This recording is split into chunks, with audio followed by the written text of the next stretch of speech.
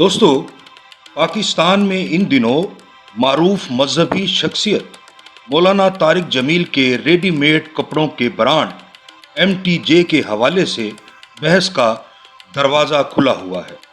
MTJ के नाड़ों, बनियान और टोपी की कीमतें सामने आने के बाद एक हाहाकार मची हुई है। बतौर ख़ास 550 रुपये के नाड़े यानी हज़ारबंद को लेकर यार लोगों ने लताइफ और फप्तियों की पटारी ही खोल दी है।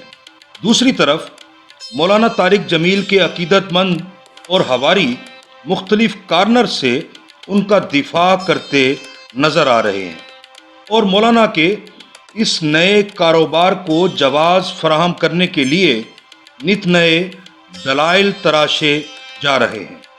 खुद मौलाना तारिक जमील भी एक टीवी चैनल पर बड़े खुशू व खुजू के साथ अपने कारोबार के हक में दलाइल देते नजर आए और उनके दलाइल से ऐसा लगा कि वो अपने इस कारोबार के ज़रिए भी दीन ही की कोई खिदमत करने जा रहे हैं।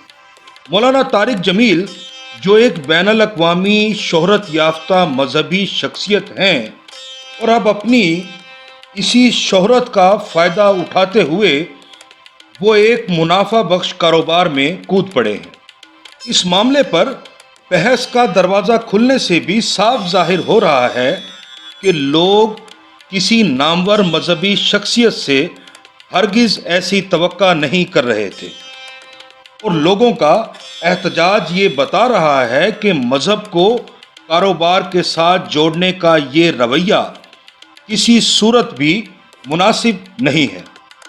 अपनी मजहबी शनाख्त को कारोबार के लिए इस्तेमाल करना और मज़हब को कारोबार के साथ जोड़ने की एक नुमायां तरीन मिसाल हमारे हमसाया मुल्क भारत में बाबा रामदेव की शक्ल में मौजूद है। बाबा रामदेव जो इस वक्त भारत के 19वें अमीर तरीन आदमी हैं ने भी अपनी कंपनी खड़ी करने से पहले अपने आप को एक रूहानी पेशवा और सन्यासी के रूप में पेश किया था। उन्होंने योगा गुरु के तौर पर हरियाणा में योगा क्लासेस का आगाज़ किया। योगा में महारत उन्हें लाइमलाइट में लाई और जल्द ही उनकी शोहरत हिंदुस्तान से बाहर भी पहुंच गई। बाबा रामदेव जो अपने हुलिये से एक सन्यासी और साधु दिखाई देते हैं ने 2006 में पतंजलि आयुर्वेद लिमिटेड के नाम से एक कंपनी की बुनियाद रखी। अपने हुलिये और अपनी मजहबी शनाख्त के ज़रिए हिंदुस्तानी अवाम को अपनी कंपनी की प्रोडक्ट्स की तरफ राग़िब किया और लोगों के धार्मिक जज्बात का इस्तेहसाल करके इतनी जल्दी अपनी कंपनी को तरक्की दी कि अब ये 50,000 करोड़ की कंपनी के मालिक हैं।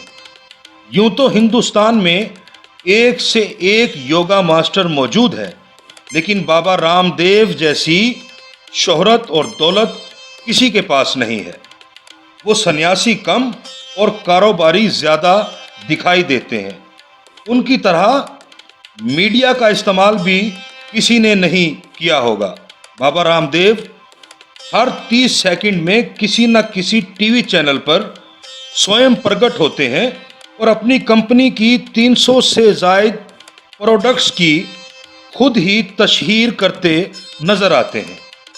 मौलाना तारिक जमील का भी मजहबी शख्सियत का इमेज बनाकर कारोबार की तरफ आने का सफ़र बाबा रामदेव जैसा ही है। यहाँ हिंदू मुस्लिम मसला की तो हम बात ही नहीं कर रहे, बात तो हो रही है मजहबी शोहरत को कारोबार में इस्तेमाल करने की। बाबा रामदेव ने इस तरह योगा के कमालात दिखाकर और हिंदू कौम परस्ती के जज्बात को उभार कर बैनुल अक़वामी शोहरत हासिल की।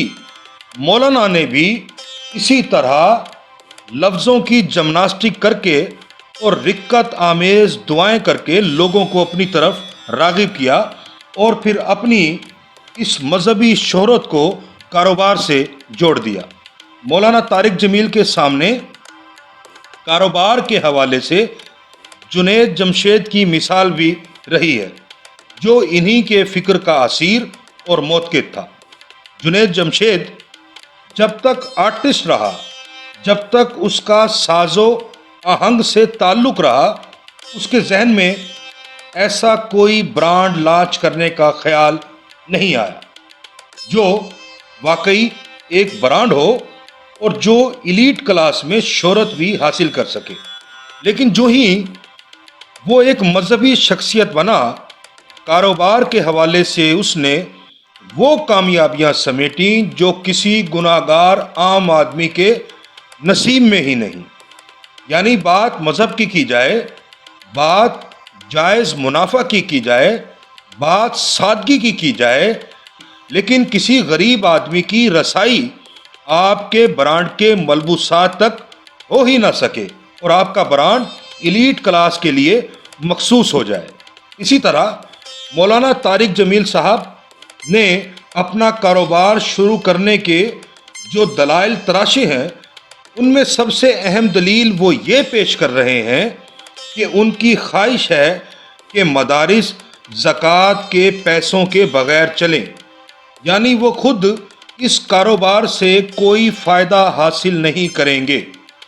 بالکل اسی انداز کے دلائل بابا رام دیو بھی اپنے کاروبار کے حق میں دیتے رہتے ہیں۔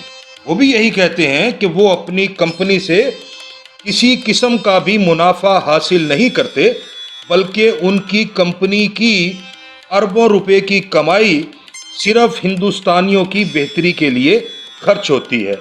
یہیں تک نہیں، وہ مختلف چینلز پر آ کر کہتے ہیں کہ ہم نے 200 کروڑ روپے فلاں شہر پر خرچ کیے، 100 کروڑ روپے سے یہ منصوبہ شروع کیا۔ بابا رام دیو نے ہندوستانی شہریوں کے لیے اب تک کیا کیا ہے وہ کرونا کے دوران پوری دنیا نے دیکھ لیا ہے۔ بابا رام دیو خود چارٹرڈ طیاروں پر سفر کرتے رہے اور ہندوستانی سائیکلوں پر لاشیں ڈھوتے رہے۔ بابا رام دیو اور مولانا طارق جمیل ہی کیا، کوئی بھی مذہبی شخصیت کبھی کسی سماج کے لیے فلاح و بہبود کا باعث نہیں رہی۔ کوئی بھی مذہبی شخصیت کبھی عبدالستار ایدھی جیسا مقام حاصل نہیں کر سکتی، نہ ہی کوئی ڈاکٹر روت فاؤ کے مقام کو چھو سکتا ہے، اور نہ ہی کسی مذہبی شخصیت کا قد ڈاکٹر ادیب رضوی کے برابر ہو سکتا ہے۔ ہم یہاں مولانا طارق جمیل صاحب کے کاروبار شروع کرنے پر تو کوئی اعتراض کر ہی نہیں رہے، ہم تو یہاں مذہبی شخصیت کا امیج بنانے کے بعد اپنی مذہبی شہرت کو کاروبار کے لیے استعمال کرنے کی بات کر رہے ہیں۔ اگر مولانا یہ کام مذہبی شہرت نہ ہونے سے پہلے کرتے تو کسی کو کیا اعتراض ہو سکتا تھا؟ یہ محمدی شہد کی دکان کھولنے کی بات تو نہیں ہو رہی، یہ تو ایک بڑی مذہبی شخصیت کے مذہب کو کاروبار سے جوڑنے کی بات ہو رہی ہے۔ مدارس کو زکوٰۃ پر چلنے کے بجائے خود کفیل ہونے کی بات اگر مولانا اپنی جوانی میں کرتے تو کوئی بات بھی تھی۔ لوگوں کو سادگی کا درس دینے والے، مال کی محبت اور دنیا سے نفرت سکھانے والے اب اپنا برانڈ لانچ کر رہے ہیں۔ کیا پاکستان کے لوگ نہیں جانتے کہ کسی بھی معروف برانڈ کے ملبوسات کب کسی غریب کی پہنچ میں رہے ہیں؟ جنید جمشید برانڈ کے سوٹ کبھی کسی مدرسے کے طالب علم کو پہنے دیکھا ہے؟ اپنے برانڈ کی کمائی مدارس کو دینے والے مولانا طارق جمیل صاحب بتا سکتے ہیں کہ ان کے برانڈ کے ملبوسات کیا مدارس کے غریب طلبہ بھی خرید سکیں گے؟